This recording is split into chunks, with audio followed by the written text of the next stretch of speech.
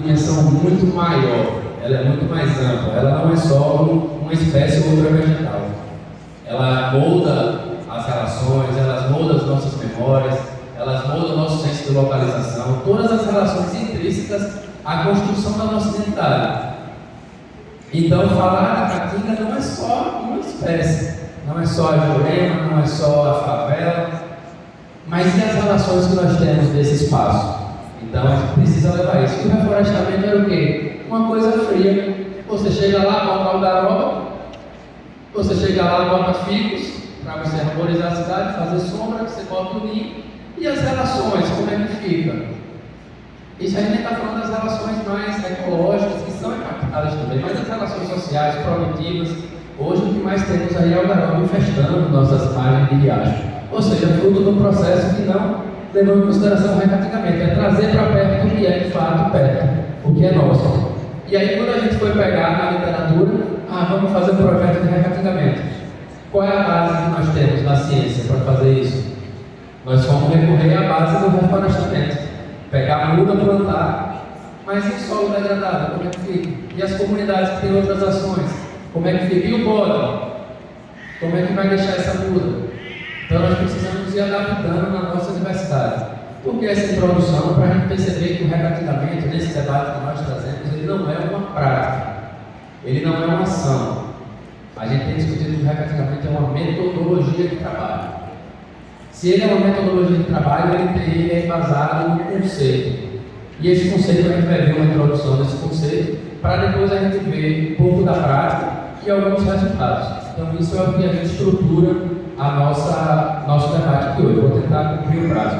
E aí é isso, essa imagem aqui é do pesquisador da Embrapa Semiárido, que a Caatinga é isso, é resiliente, é abundante e que ela tem valor. O que é dado hoje para nós, que a Caatinga não tem valor. Isso aí, pula aí, só para entender uma coisa, pula outra. Isso parte de uma perspectiva de construção de imagem sobre esse território. Isso aqui a gente tem o mesmo povo pintado em duas perspectivas diferentes. Uma primeira perspectiva amarelada, ali na esquerda de vocês, que biodiversidade, povo forte, sadio, e do lado de cá, povo pobre, feio, burro, matuto, sem biodiversidade, no máximo um mandacaru ali atrás, que nem é um mandacaru nosso da Caatinga, é um mandacaru mexicano, só para a gente ver o tanto que essas imagens elas moldaram a nossa forma de uso e gestão dos bens comuns. E essa perspectiva ainda perdura. Perdura como? Quando chega o empreendimento na comunidade hoje, qual é a primeira coisa que eles fazem? Pode botar aqui a energia eólica, porque vai gerar 30 empregos na comunidade, porque vai gerar XX reais, XX benefícios. E se coloca isso, aí a pessoa olha assim, vixe, mas a Caatinga de fato não vale nada não. Olha o tanto de dinheiro, é em dólar, é comunidade, é empresa internacional. Então, às vezes, como que essa imagem, essa perspectiva, isso ainda está presente nos órgãos governamentais, isso ainda está presente nas empresas, na sociedade como um todo. Nós precisamos, antes de tudo, desmistificar e desconstruir essa visão de que a Caatinga não tem valor. Porque se a Caatinga passa a ter valor, e é isso que o recateamento visa discutir, não é qualquer coisa que vai ser licenciada. Uma coisa que chegou aqui na discussão, que eu até anotei aqui, porque isso para mim foi bem interessante, que a companheira falou que, por exemplo, o licenciamento gera renda. Isso para mim é uma coisa que o licenciamento para mim devia gerar qualidade ambiental, devia gerar qualidade de vida para as pessoas e não renda. Que perspectiva é essa de que gera renda? Sobre qual ótica nós estamos falando? Sobre qual ótica governamental nós estamos construindo as nossas relações? Inclusive abrindo espaço para as visões colonializadoras, que é a mesma que pinta essa imagem de que o povo é pobre. Ou seja, a visão hoje que nós temos é que os processos de licenciamento, e aí não é falando dos profissionais, mas sim da estrutura governamental, eles reforçam essa mesma perspectiva. Eles não reforçam a perspectiva de valoração da pessoa no território. E aqui, só para ter uma ideia, nós vamos apresentar isso mais à frente, mas o nosso território é marca, e aí Celito, não sei se ainda está aqui, mas Celito, nos seus estudos do povo Natauí, mostra que o nosso povo habita esse território há milhares de anos. Serra da Capivara habita esse território há milhares de anos. Antes de falar de mudança climática, antes de falar de emergência, não tinha fome. A fome veio do desenvolvimento, a pobreza veio do desenvolvimento. A pobreza, a miséria veio desse processo de desenvolvimento. E a gente continua falando de emergência climática para sair bonito na foto, mas na prática continua a mesma destruição que nos trouxe até o caos que a gente vive hoje. Pula isso, por favor. Então o caos é esse, a gente vem falando, 13%, eu só vou citar esse dado aqui, mas 13% da Caatinga hoje em estado avançado de desertificação. E aí as comunidades começam a perceber. Olha os relatos que a gente escuta das comunidades. Não tem mais um museu velho, só tem um museu velho na Caatinga, um museu de 30, 40, 50, 100 anos. E os museios novos, como é que estão? Como é que vai regenerar? O museu é 10 anos para produzir em média. Como é que vai ficar a atividade socioprodutiva? Não tem mais madeira, não tem mais angico, não tem mais paraúna, não tem mais aroeira, não tem mais barriguda. Cadê essas plantas? Foram para onde? Subiu por quê? Qual a justificativa disso? Qual é a gestão ambiental que está sendo feita nos territórios? Aqui tem um roçado de mandioca, hoje não dá mais. A gente trabalha mais e ganha menos.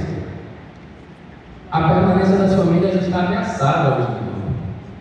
Então percebe que isso gira numa engrenagem que a gente viveu anos atrás, de levar a massa de trabalhadores para a construção das grandes cidades, através do empobrecimento, do não acesso à água, do não acesso à terra.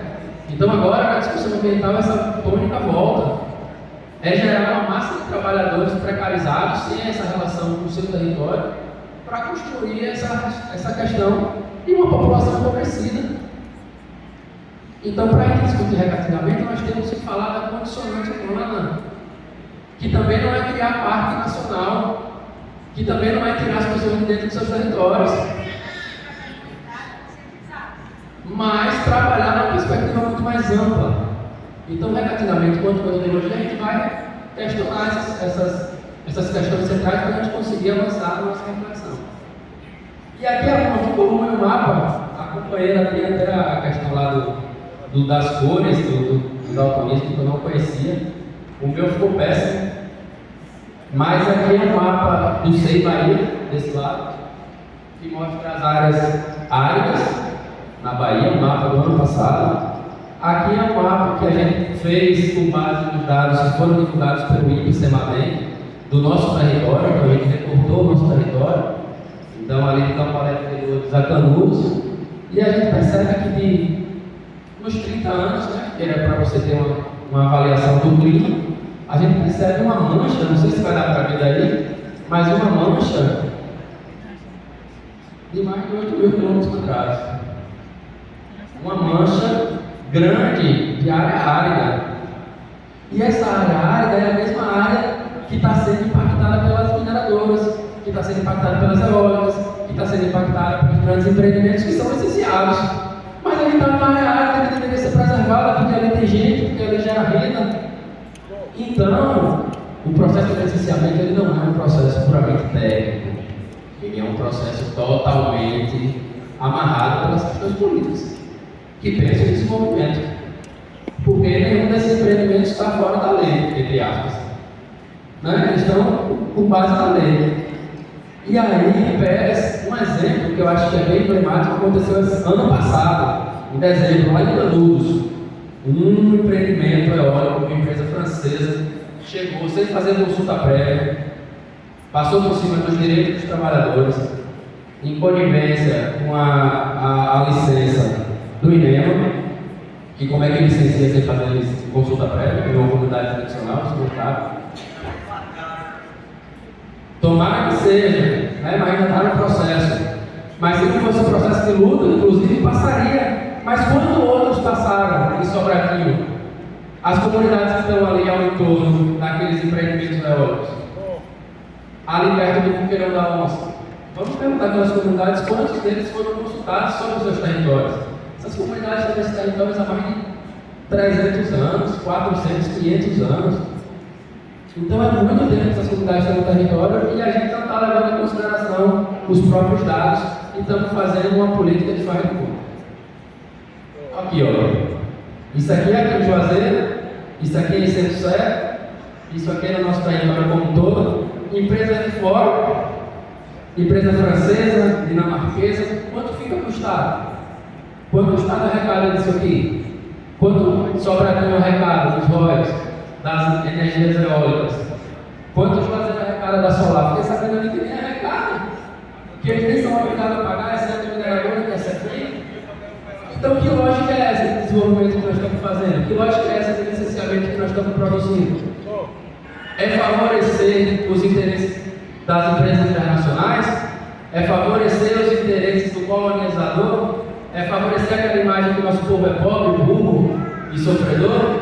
Ou nós vamos ter uma postura de autonomia? Ou nós vamos ter uma postura de gestão ambiental, como deve ser? Eu acho que esse seminário deve ser para essas reflexões. Até que ponto nós vamos ceder os nossos bens para quem vem de fora? Até que ponto? Então essa é uma reflexão para a gente fazer. Por favor. Isso aqui é a questão do acesso à terra, isso aqui a gente sabe que é um ponto batido e que a gente não avança por conta de uma não vontade do Estado. Então o Estado não quer fazer regularização fundiária, então nem das demarcações de terras indígenas, mas também não quer fazer regularização dos territórios das comunidades tradicionais e está indo contra a ciência. E contra a ciência, mais uma vez, para a gente ver que a lei nem sempre está alinhada. Às vezes ela se deixa levar pelos processos políticos. Aqui, ó, dado da IBRAP de 1992, não é nenhum dado novo, é o zoneamento agroecológico do Nordeste, que fala que 80% das áreas de caatinga tem que ser de uso sustentável, 4% para irrigação e 16% para sequeira. Como é que o Código Florestal fala o contrário na nossa região? Porque a gente pode usar 80% só preservar 20%. Nós só queremos 20% de caatinga no final, o bioma único exclusivo brasileiro. Então essa lógica, mais uma vez, não é científica, é uma lógica política. Pula aí, Suzy, por favor, vou passar mais rápido. Isso tudo gera superpastoreio, gera degradação, vai somando fatores de degradação. Pula aí que eu vou adiantar mais. E aqui tem toda a questão do valor da caatinga em pé. Ou seja, a caatinga em pé ela tem muitos valores. Valor de uso direto, valor com todas essas questões, mas valor de uso direto. Agora os dados do INSA comprovam que a caatinga é altamente eficiente em sequestrar e fixar carbono. Ou seja, então a gente tem uma importância ambiental muito grande. Para além disso, nós estamos numa região semiárida que é a mais populosa do mundo, então tem gente na caatinga. Se tem gente, a gente precisa dar as condicionantes mínimas de vida. E para nós precisa dar as condicionantes totais e garantias dessas pessoas continuarem vivendo, porque fazem o sustentável desse território. Então, vários usos são importantes para a gente ver que a caatinga em pé ela tem mais valor do que a caatinga derrubada. Ela tem mais valor do que a caatinga com uma torre eólica fixada ali, destruindo nascente, destruindo onde habitat dos animais. E só um exemplo para a gente ver, teve um licenciamento lá em Canudos nessa região ali, ela está perto da reserva do Raso da Catarina, essa comunidade, é comunidade tradicional. No licenciamento ambiental, no estudo, falava que lá só tinha calango. Só tinha calango, gente, pelo amor de Deus. Isso é uma forma pejorativa de você dizer, não tem valor nenhum, só tem um calango, eu só vi um calango, fiquei lá uma semana, só vi um calango. Mas será como é que foi feito esse estudo? Você vai ver uma empresa de fora, nem conhece a caatinga. Como é que fica de fato? Então, mais uma vez, a gente percebe que esses licenciamentos eles precisam ser revistos. Eles precisam ser tratados com mais carinho. Como a companheira aqui disse que é como um filho, há tanto tempo que a gente que cada licenciamento é tratado como um filho, nós estamos tratando muito mal desses filhos. Péssimos, estamos sendo péssimos pais e péssimas mães. Porque não estamos levando em consideração, de fato, a nossa autonomia enquanto povo. E isso é extremamente relevante. Aqui, para a gente falar mais do recatingamento, e lógico está tudo derregado, mas os territórios que a gente atua, esses pontos vermelhos são as comunidades que nós trabalhamos recatingamento. Então, hoje nós temos 40 comunidades fazendo esse tipo de discussão que a gente está fazendo aqui. implementando práticas, implementando tecnologias para melhorar o condicionamento ambiental. Então, dentro de uma marcada Tecnoluz, o nosso território ele tem mais comunidades. Então, dessas 40 comunidades, 31 estão no nosso território. Então, o nosso território é laboratório para a gente pensar isso. É um potencial, inclusive, para a gente pensar na política pública mais na frente. É um laboratório para a gente pensar como que esse território tem um protagonismo importante para recuperar áreas degradadas, para conservar áreas em bom estado. Então, nós temos um potencial interessante, porque aqui também a gente tem muitas comunidades tradicionais. Fundo de pasto, comunidades quilombolas, indígenas. Então, nós temos muito povo cuidando da caatinga. Só que, se o Estado garantisse as condições desse povo permanecer, é muito mais barato garantir esse povo no território com condições do que fazer comunidade de conservação. É muito mais barato e muito mais eficiente do ponto de vista de você gerar o benefício ambiental e a melhoria da condição de vida. Porque você não vai só fazer o perímetro da unidade de conservação, mas você vai dar condicionamento para o povo ter acesso à água, acesso à comunicação, acesso à alimentação, acesso à terra, acesso à produção. Então isso vai melhorar a condição de vida. Melhorando a condição de vida, melhora também a relação com o território. Então é uma coisa que está ligada e a gente fragmenta essas relações. Então até mesmo o próprio Sistema Nacional de Unidades de Conservação, ele não leva em consideração a nossa forma de uso do semiárido. E o Parque do Ribeirão da Onça é um exemplo disso, e a gente vai ver um pouco aqui na frente. Como que ele foi feito no mapa, só esquivando determinadas condicionantes. Mas as pessoas que fazem uso desse território, como é que ficam? Então são questões que a gente refletir. Hoje o que a gente tem de resultado? 36 mil hectares estão em processo de conservação, 2 mil hectares em processo de recuperação por diversas práticas, sistemas agroflorestais, manejar melhor o caprino bovino. Por que manejar o caprino? Porque faz a herbivoria, come as plantas, às vezes tem, só cabe 10 animais, as comunidades botam 100, botam 200, isso vai degradar, então precisa manejar melhor o rebanho caprino. Apicultura, agricultura como estratégia, por aí, mais rápido. Então, os municípios, 900 famílias são beneficiadas. Questão do acesso à água, tecnologias de baixo custo e eficiência, para geração de energia, como o biodigestor, a economia de lenha, o fogão ecológico, as tecnologias de acesso à água, ou seja, um conjunto de tecnologias. E esses conjuntos de tecnologias eles estão amarrados ao território. E território, como o Milton Santos fala, é o palco onde a vida acontece. É onde tem emoções, tristezas, felicidades, é onde a vida acontece no território. Para essas comunidades, o território vai depender muito do acesso a determinadas coisas. Por exemplo, boa parte dessas comunidades não tem acesso a banheiro. A gente está falando hoje, em 2024, que boa parte das comunidades não tem acesso a banheiro, a um vaso sanitário. Não é nem um vaso sanitário que economiza água, é um vaso sanitário do mais simples, faz as suas necessidades na caatinga. E isso é exposição a risco. Isso é vulnerabilidade socioambiental. E aí a gente vem falar de debates lá distante, como o pessoal está com a necessidade muito pontual. Então nós precisamos, dentro do processo, para falar de recuperação ambiental, nós precisamos preencher algumas lacunas que não foram preenchidas historicamente. Uma delas é o acesso à água, o acesso à terra, o acesso à alimentação, que nós chamamos de 3 componentes. O componente ambiental, que é essa recuperação caatinga, que envolve várias práticas. O professor Hermeio conhece muito dessas práticas, a Univaras, que é a Embrapa, conhece muito dessas práticas, de recuperar áreas degradadas, mas o aspecto social e o aspecto produtivo. E juntas elas formam uma proposta metodológica que pode ser aplicada em qualquer comunidade. Então essa é a diferença do recatingamento. Um exemplo, por que uma empresa, por exemplo, não faz recatingamento? Porque ela chega aqui no evento, ela distribui mudas da caatinga e vai se embora. Vai melhorar a condição ambiental das comunidades? Não. Vai melhorar as relações socioprodutivas na comunidade? Não. Vai melhorar as relações? Não. Vai melhorar o quê? A visão da empresa perante a sociedade. Mas não altera o que a gente precisa. Então, por isso que não é recatingamento. É reflorestamento. Ou qualquer outra prática de recomposição vegetal. Mas recatingamento, quando a gente traz, é importante reforçar o conceito. E aqui está mais exemplo do território. Esse território aqui tem 5.000 hectares, é lá em Mauá, no Rio Bonito. Ou seja, essas comunidades ocupam os territórios, então é importante mapear, então a gente vem mapeando esses territórios também.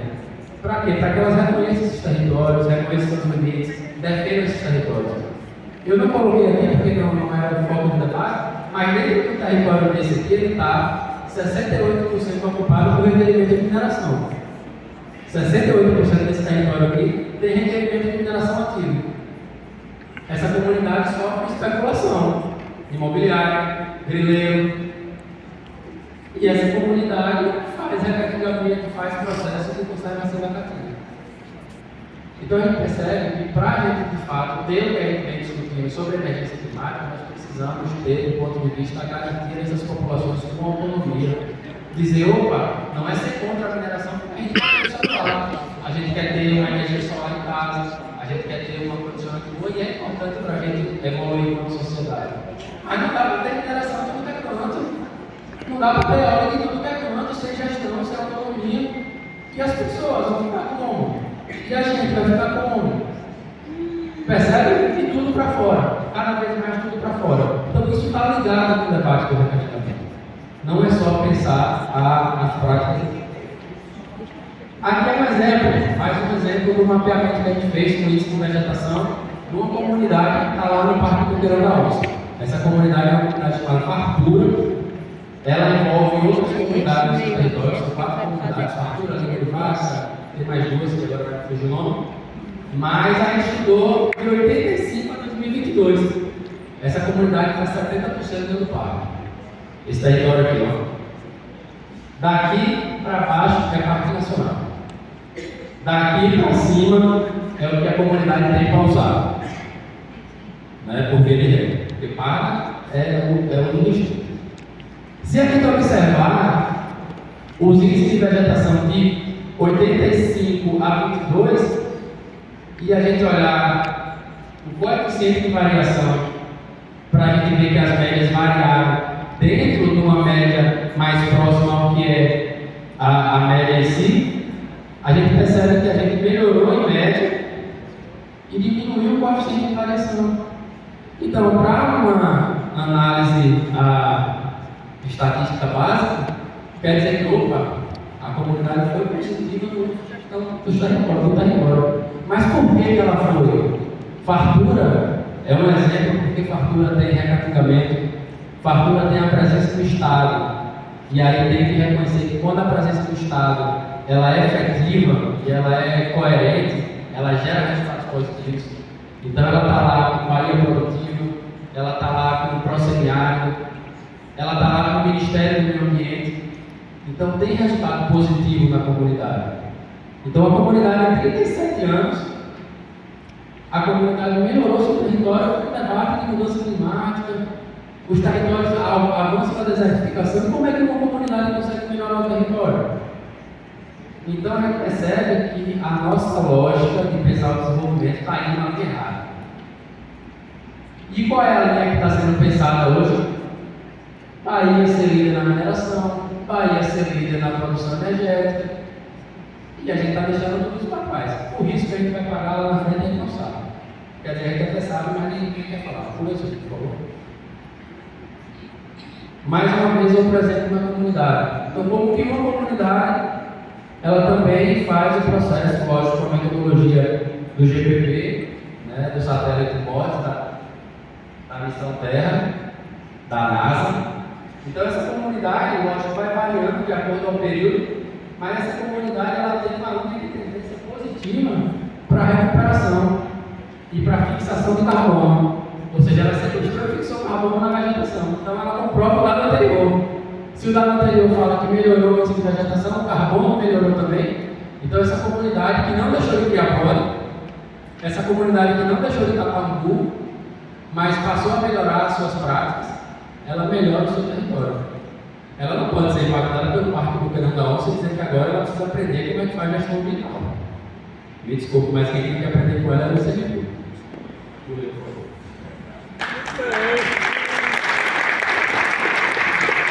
Então, para finalizar, e aí lógico, não é quando a gente fala assim do óleo, a gente está falando das pessoas. A gente está falando da concepção do órgão.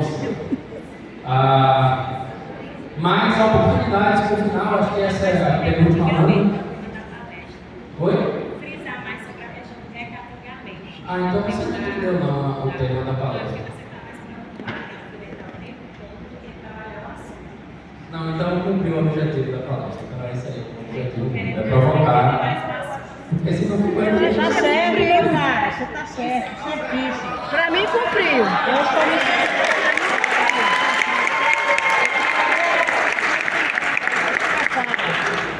Não, eu acho que vai ter um momento das falas, né? Eu posso terminar porque eu também discordo de várias falas que foram trazidas, né? Eu espero.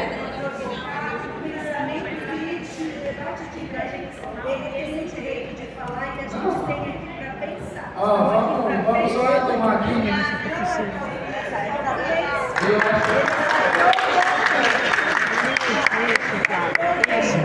Bom, pessoal, eu acho que o papel aqui nosso, enquanto organização da sociedade civil, é colocar o pensamento que gira em torno do debate da sociedade civil.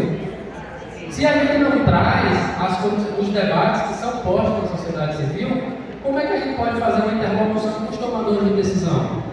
Como é que eu posso aqui só dizer a Cláudia que está ali, que é uma companheira, falar, Cláudia, está tudo bem, está tudo certo.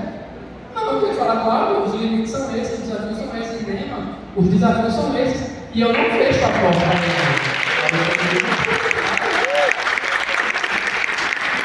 a gente tem 35 anos de história. Então não é uma história que começou ontem e a gente não faz essa história com irresponsabilidade. A gente provoca, mas para a construção junto. Ou você acha que a construção da convivência com o semiárido foi de forma pacífica e harmoniosa? Para a gente discutir com a Embrapa sobre convivência com o semiárido não combate a seca, perdão a palavra, foi cacete, foi briga, foi reflexão, mas respeitosamente. Então não falei mal de ninguém, em nenhum momento eu estou falando mal dos processos. E que isso eu acho que não é uma opinião só minha. Mas para finalizar, e aí para meter o tempo, então o que é que a gente tem? Volta lá para o nós temos como oportunidade. Hoje, o BNDES fala do recateamento, o Consórcio Nordeste fala de uma aliança pelo recateamento, o Estado da Bahia está lá no PPA, recateamento como estratégia. Nós temos uma oportunidade interessante de pensar uma política pública de convivência com o semiárido e de recateamento. E esse território aqui, e aí colocar o desafio para junto do contexto, é como que nós podemos pensar essa política pública de convivência de recateamento. Aqui é o laboratório maior que a gente tem. Hoje não se tem experiência tão consolidada nos territórios de recateamento como a gente tem nesse território. Apoiados pelo governo do Estado, apoiados por recurso público, não é por recurso empresarial. É a maior experiência popular que a gente tem na recuperação de conservação de área degradada. Então, como é que a gente tem essa potencialidade? Nós estamos na década da restauração, nós temos 12 milhões a ser recuperados até 2030. Não vai ser recuperado se não levar em consideração os povos e comunidades tradicionais. Se não levar em consideração, não vai bater essa meta, vai ser mais uma meta fria. E aqui nós temos na Bahia hoje, se a gente levar em consideração uma média dos territórios, pelos dados da SEI Bahia, no mapa dos serviços coletivos, dos 1.500 comunidades de fundo de pasto, só de fundo de pasto que nós temos na Bahia, essas comunidades ocupam quase 4% do território da Bahia, fazendo manejo sustentável, mas sem a posse da terra, sem a garantia do território. Quer dizer, só tem a posse, né? Não tem a regulamentação dos territórios. Então, como que a gente pode pegar essa discussão do recateamento para colocar temas essenciais para nós, que é o acesso à terra, acesso a outros bens comuns? Então, esses povos e comunidades, eles são inspiradores. Nosso território está como marco disso. E aí, para a gente ver que nossos parceiros são esses, né? Hoje que a gente conta de forma mais direta uma rede de parceiros. Então, o governo do Estado da Bahia é nosso parceiro, o governo nacional é nosso parceiro, os fundos, o FIDA, as organizações de assessoria, as organizações e universidades, fundos também internacionais. Então, isso é um pouco da rede que a gente vem tentando construir. E a gente faz um convite a todos e todas que queiram, inclusive os divergentes que queiram se somar na construção. Então, o processo é desafiador, é de fato uma coisa que a gente coloca para debate. O FIDA E aí, para finalizar de fato, dia 13 e 14 de maio, Essa foto tá o quarto seminário estadual de recrutamento vai ser lá no IFCA. Sintam todos convidados para fazer debates como esse aqui, só de forma mais aprofundada e compreender melhor o recapitulamento.